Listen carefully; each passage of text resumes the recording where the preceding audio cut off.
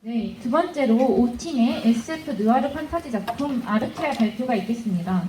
한 편의 영화를 담은 듯한 5팀의 창작 시놉시스 바로 만나보실까요?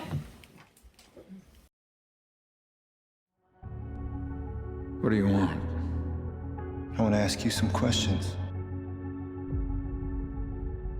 Smooth as an android's bottom, eh, Data?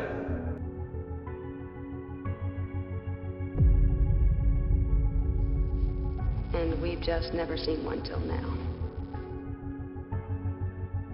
I don't mean to alarm anybody, but I think we're being followed.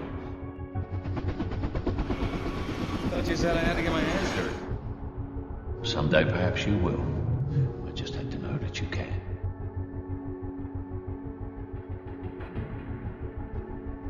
Well, let me put it to you like this, stranger. I'll take you up there, but if nobody back there knows you, well, I guess unfortunately, you'll have to be hanged.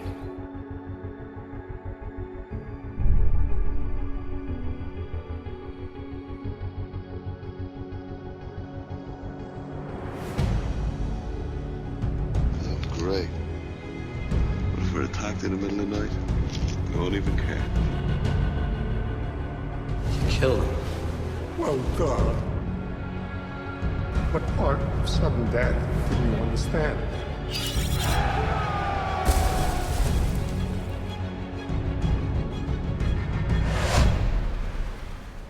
Come with me.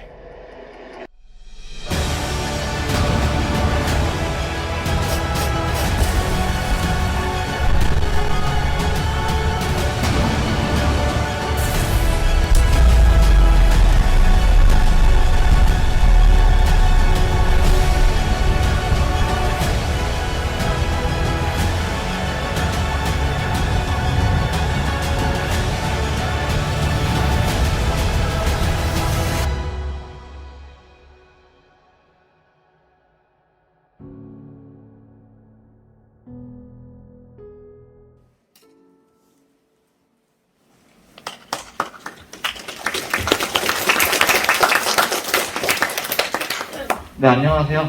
SF 너르 판타지 시놉시스 아르케아를 발표할 5조 김기범입니다. 여러분들 SF는 다들 아시겠지만 느와르 장르에 대해서는 조금 생소한 분도 계실 텐데요.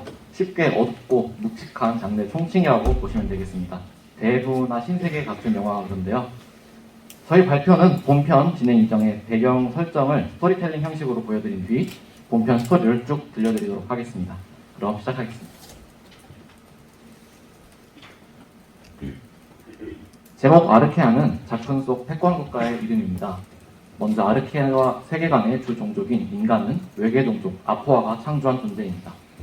아포아는 100년에 한 번씩 포탈을 통해 등장하며 마력이 깃든 성유물을 주었습니다. 인간은 이러한 창조주 아포아를 숭배하며 아포아 신전의 사제단이 아르케아를 통치합니다.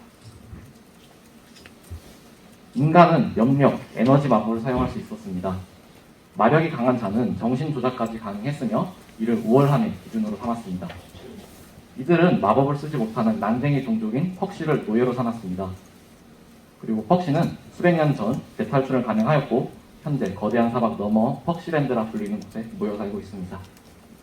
탈출하지 못한 일부 퍽시는 아직도 대를 이어서 노예 생활을 하고 있습니다. 때문에 인간은 퍽시의 노동력을 대체할 수단이 필요했습니다. 그들은 창조주와 가까워지자는 명분을 내세우며 인조인간을 만드는 프로메테우스 프로젝트를 진행하고 마력이 없는 인조인간 생산에 성공합니다. 이후 프로젝트를 주도한 이아페토스사는 아르케아의 최고 권력층인 아포아 신전의 사제단과 결탁하여 수백 년간 인조인간의 생산 및 판매를 독점합니다. 신전을 장악한 대사제 발로럼은 이아페토스사의 독점을 유지해주는 대신 막대한 금액을 받고 있습니다. 이아페토스사의 현 대표 블로펠드는 1세대 인조인간 에피메테우스, 2세대 아틀라스를 거쳐 3세대 메노이티우스 개발을 적극 추진하고 있습니다. 인조인간은 낙인만 가리면 인간 행세가 가능하기에 쓸모가 없어지면 반드시 죽여서 폐기해야 합니다. 도망간 일부 인조인간은 아르케아의 수도 아포리아에 버려진 지하 시설에 모였습니다. 이후 아포와 신전의 기사단원이었던 인조인간 로이스를 주축으로 지하조직 시나델포스를 창설해 반란을 꾀하고 있습니다. 사제단과 블로펠드를 포함한 극소수의 권력자만이 아는 정보가 있는데요. 프로토타입 모델인 프로메테우스는 사실 마법을 사용할 수 있는 인간과 동등한 존재였습니다. 그러나 인간은 인조인간을 노예로 출시하기 위한 과정에서 마법을 쓸 수 없도록 제한한 뒤 이를 비밀에 붙였습니다. 그리고 아틀라스 모델이자 한 몰락 가문의 노예인 제이는 주인의 폭력에 방어하다 마법을 발현하며 우발적 살인을 저지릅니다. 저희 본편 스토리가 이제부터 시작하는데요. 주인공 제이를 핫한 배우 티모시 샬라메로 가상 캐스팅하여 시작하도록 하겠습니다. 아포아가 인간 세계에 오는 것을 축하하는 100년 축제 기간, 제이는 술을 먹고 돌아온 주인에게 폭력을 당하다가 우발적으로 마법을 발현하게 됩니다. 이로 인해 주인이 죽고 살인자이자 존재해서는 안 되는 마법을 쓰는 인조인간이 된 제이는 군경의 추격을 받습니다. 제이는 인적 없는 뒷골목에서 현장 폐기당할 위협에 처합니다. 하지만 그때 시나델포스인 브릭의 도움을 받아 위기에서 벗어납니다.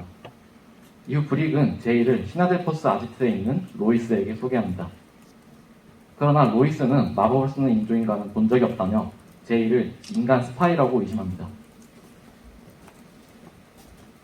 때문에 제이는 지하조직 시나델포스의 임원이 되었음에도 로이스에게 임무를 부여받지 못합니다. 제이는 인조인간 암거래상의 실체를 밝히는 브릭에 이미 합류합니다. 며칠간의 임무 후 제이와 브릭은 암거래상의 배후에 권력자가 있음을 확인합니다. 제이는 브릭에게 거처를 습격하자고 제안하고 이를 실행하게 됩니다. 제이와 브릭은 인조인간 암거래상이 이아페토스사와 밀접한 관계가 있음을 알게 됩니다. 본인의 마력에 대한 비밀을 알고 싶은 제이는 정답을 찾을 수 있을 거라 생각합니다. 때문에 제이는 암거래상과 이아페토스사의 인조인간 거래 실상을 보고하며 이아페토스사에 침입하자고 주장합니다. 하지만 로이스는 제이를 믿지 않았기 때문에 제이의 의견은 의심을 살 뿐이었습니다. 로이스는 추가적인 증거를 찾아오라고 지시합니다. 그러나 직전의 사건 이후 암거래상들은 몸을 사리기 시작했고 제이 일행이 무리해서 이들을 추적하던 도중 청부업자인 퍽시 사냥꾼의 공격을 받습니다.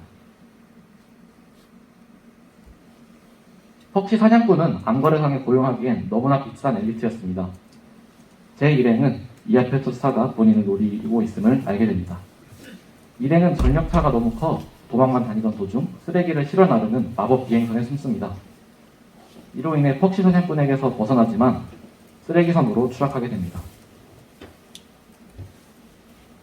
추락 직전 제이의 순간적인 마법으로 일행이 무사히 착지하고 제이는 점점 세지는 자신의 마법으로 인해 정체성에 대한 혼란이 커집니다. 제이는 주변 경찰을 브릭과 나머지 일행은 쓰레기선에 숨어 지내는 인조인간 생존자들에게 도움을 요청하러 갑니다. 제이는 쓰레기선 인조인간들이 만든 시체선을 발견합니다. 이는 쓰레기선 인조인간들의 문화였는데요. 폐기되어 버려진 인조인간 시체는 부패가 더딘데 쓰레기 비와 함께 떨어진 시체를 모아 명복을 비는 것이었습니다. 제이는 이를 보고 인간에 대한 강한 혐오와 적대심을 느끼지만 동시에 시체선에서 그 어떠한 마력도 느끼지 못합니다.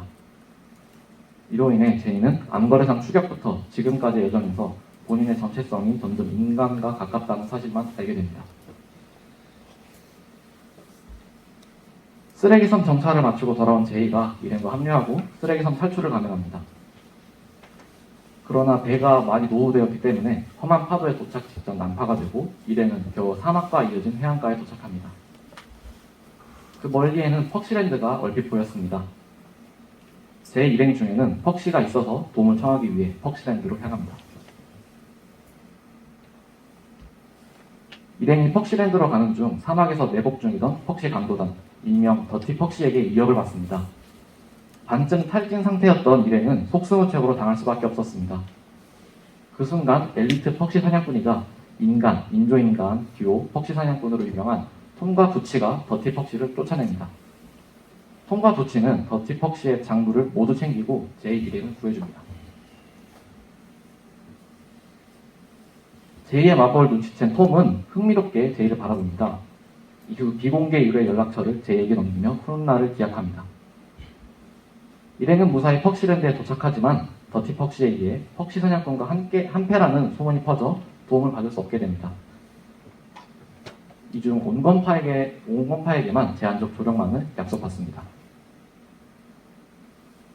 다시 지하 조직에 돌아온 일행은 이아페토스4 침입을 주장합니다. 로이스는 제이가 인간이라고 확신하고 그를 제명하려고 하나 제이와 함께했던 일행에 의해 저지됩니다. 이후 시나델포스는 이아페토스 공장 대규모 공작 작전을 짜고 실행에 옮깁니다. 공장 경비 세력은 그리 강하지 않았고 대부분을 차지하던 인조인간 경비는 적극적으로 저항하지 않습니다. 시나델포스는 성공적으로 공장을 파괴합니다. 파괴 도중 제이는 공장의 연구실을 발견하고 3세대 인조인간 제작을 위한 성유물을 발견해서 손에 넣습니다. 로이스는 제이와 브릭 등의 주장에 이아페토스 본사를 소수정예로 침입하는 계획을 세웁니다. 이후 바로 본사 습격을 시작하고 제이의 마법으로는 풀 수 없는 경보 마법에 얽힙니다. 이때 비공개 의뢰를 수락한 톰과 부치가 나타나는데요. 톰과 부치는 경보 마법을 풀고 인조인 입구의 경비원을 정리하는 등의 활약을 하며 본사 침입에 성공하게 됩니다. 하지만 침입을 알아차린 건물 내부 경비원이 몰려오는 등 다시 위기에 봉착합니다. 브릭과 일부 동료들이 몰려오는 경비원들을 맡아 전투에 돌입하고 제이와 나머지 일행이 고층으로 향합니다. 한 층씩 올라가며 결국 전체 경보가 울리고 보안층에 도달한 일행은 중무장 경비대와 마주합니다. 이때 톰과 부치, 로이스가 경비대를 맡습니다. 로이스가 실수로 죽을 위험에 처하지만 제이에게 도움을 받고 그를 향한 의심을 거둡니다. 보안층을 지나 빠르게 펜트하우스까지 도달한 제이는 블로펠드와 경비실장을 마주합니다. 제이는 경비실장과 전투를 시작합니다. 그러는 중 블로펠드는 인조인간 제작의 비밀을 제이에게 늘어놓습니다. 혈투 끝에 브릭은 죽고 제이는 둘을 제압하지만 죽기 직전에 경비실장이 블로펠드를 사살합니다. 제이는 블로펠드에게서 성유물을 챙깁니다.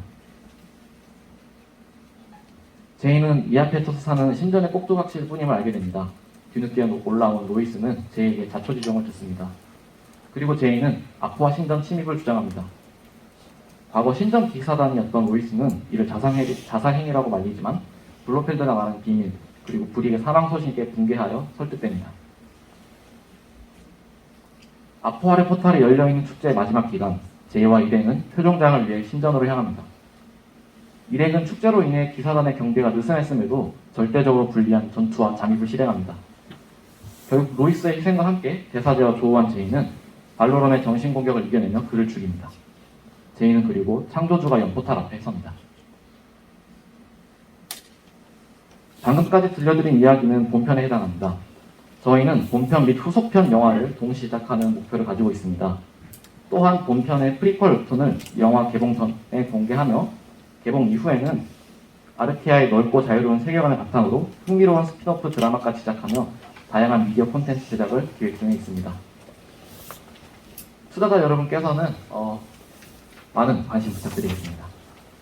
이상으로 5조 아르케아를 발표한 김기범이었습니다. 감사합니다.